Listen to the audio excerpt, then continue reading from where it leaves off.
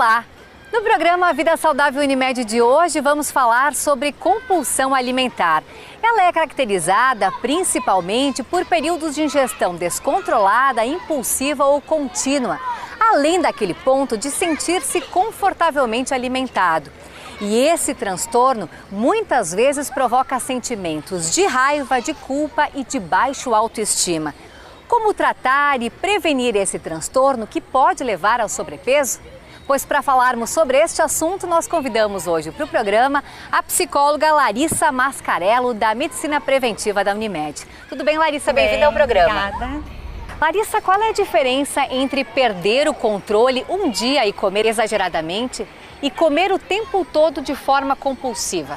Então, a diferença está exatamente nesse perder o controle do ato de comer. Uma pessoa que tem uma vontade, um desejo por certo tipo de comida uma vez por semana se caracteriza como normal. Agora, se extrapola 2 vezes a mais por semana, não tem o controle, está satisfeita e mesmo assim não consegue parar, daí a gente caracteriza como um transtorno do exagero, compulsão alimentar. Essas pessoas que comem de forma compulsiva têm preferência por algum tipo de alimento ou é só mesmo na quantidade? É muito subjetivo, né? Depende de cada pessoa. Tem pessoas que chegam e falam o doce me chama muita atenção, mas já outras pessoas pelo salgado. Então não tem um alimento correto, é muito subjetivo. E qual é a diferença entre o transtorno alimentar para outros tipos de desconforto, como a bulimia, por exemplo? A bulimia tem a questão assim do emagrecimento em exagero, né? O desejo de emagrecer, essa autoimagem que faz do próprio corpo. Então ela começa a ter comportamentos errados, errôneos, induz o próprio vômito, jejum sem orientação médica, ingestão de laxantes, diuréticos sem orientação médica. E Larissa, por que as pessoas comem exageradamente? É muitas vezes ansiedade ou outros problemas até emocionais? Sim, o ato de comer está ligado à sensação de prazer, né? Então, se a pessoa não está ligada no momento presente, no ato do que está fazendo as coisas, ela corre o risco de não prestar atenção no que está fazendo e cometer o exagero. E há algum fator hereditário nesse transtorno? Tem alguns estudos que falam sim nessa questão hereditária, que pode ser, mas nada muito estudado ainda. Mas a gente acredita muito na questão da história familiar, dos hábitos alimentares desde pequeno. Por mais que a compulsão aconteça na adolescência até mais ou menos 40 anos, a gente acredita sim nesse histórico familiar de má alimentação. O que pode levar uma pessoa a desenvolver a compulsão alimentar e até o sobrepeso? São os maus hábitos adquiridos desde a infância? Provavelmente sim, podemos dizer que sim. Hoje em dia os pais não têm muito tempo ou não prestam muito atenção à alimentação dos filhos. Então isso já desencadeia para uma adolescência e para uma vida adulta sem um bom hábito alimentar. Mas a nível psicológico e emocional é a psicoeducação referente aos alimentos. O que se refere à psicoeducação? Ensinar o que faz bem, o que não faz, substituir um salgadinho por uma fruta no lanche, levar para a escola alimentos saudáveis, em vez de ser o mais prático, por exemplo, um salgadinho, uma bolacha recheada, um refrigerante. Então, já desde pequeno ensinando o que faz bem para a saúde e o que não faz. E o que dizer daquelas pessoas que se alimentam normalmente durante o dia, mas acabam atacando a geladeira à noite? Então, na verdade, eles têm um hábito normal, né, durante o dia. Eles conseguem fazer refeições tranquilamente, mas à noite, geralmente, umas 2, 3 horas após o sono, essas pessoas relatam que têm a vontade, que é um vazio que tem que ser preenchido. Não ingerem muitas quantidades de alimento, mas muito calóricos. E se não ingerem, tem a questão da insônia. Então, após essa ingestão, já ficam saciados e conseguem dormir normalmente. Porém, tem pacientes que relatam que lembram disso totalmente no outro dia, alguns vagamente, ou quando algum familiar fala, ou ele percebe, nossa, comi de novo essa noite. Pois é, há alguma relação entre a compulsão alimentar e o sonambulismo? O sonambulismo, esse distúrbio da alimentação noturna, é um distúrbio do sono, né? Se classifica como sonambulismo.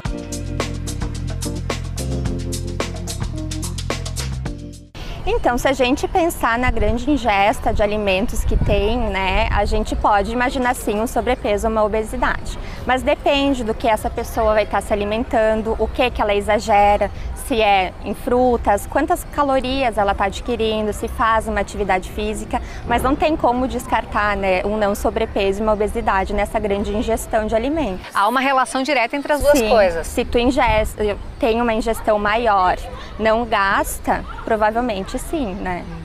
E como é que é o tratamento de uma pessoa que perde o controle quando começa a comer? É apenas reeducação alimentar ou é medicação? Então, a gente orienta a uma questão de um tratamento de médico, endocrinologista, psicólogo, né, psicoterapia, junto com a nutrição, com a nutricionista. Então, é um trabalho conjunto, né? E se a psicoterapia, junto com a reeducação da nutricionista, não der resultado, sim, o médico tem que avaliar com uma questão medicamentosa, sim.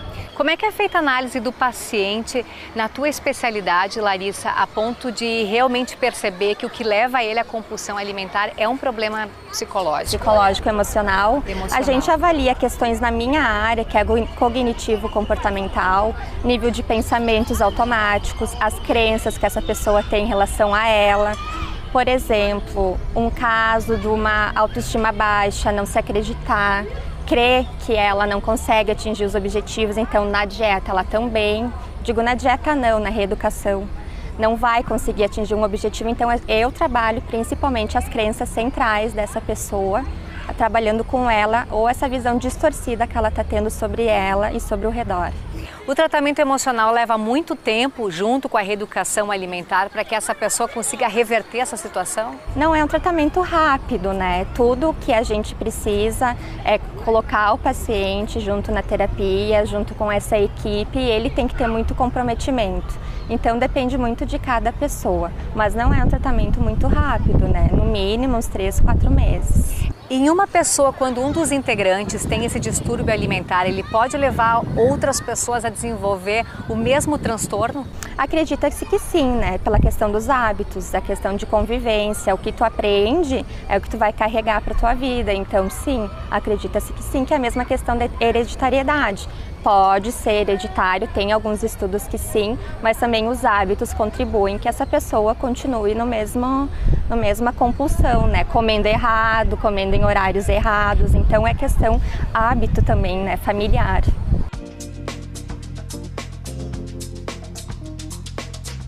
Provavelmente uma pessoa que está sem tratamento, sem acompanhamento adequado, por exemplo, 2, 3 vezes à semana exagera, tem esse ato compulsivo, provavelmente sem ajuda ela vai aumentar.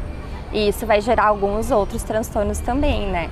Por aí que a gente também pensa na questão da depressão, referente à autoestima, então é complicado sem acompanhamento, sim. Para nós encerrarmos o programa, Larissa, quais são algumas das dicas que tu pode nos dar para prevenir esse tipo de distúrbio? Primeiramente, então, a questão da família, né? O histórico familiar, dessa boa alimentação desde a infância, carregando para a vida adulta, para a adolescência e para a vida adulta, como esse transtorno se desenvolve na adolescência, então é importante esse cuidado da boa alimentação desde a infância. Atividades físicas, algum ato de prazer que ela tenha, leituras, ou atividades físicas, como eu já citei. Ou seja, buscar atividades prazerosas que não sejam comer. Porque o dia a dia já é muito carregado, né? E o prazer vai vir no ato de comer, tu vai se saciar, mas depois vai te dar uma carga maior. Então, o que é mais vantajoso? Passar aqueles minutos aliviado ou depois carregar essa culpa, essa raiva e todo esse prejuízo que esse transtorno carrega?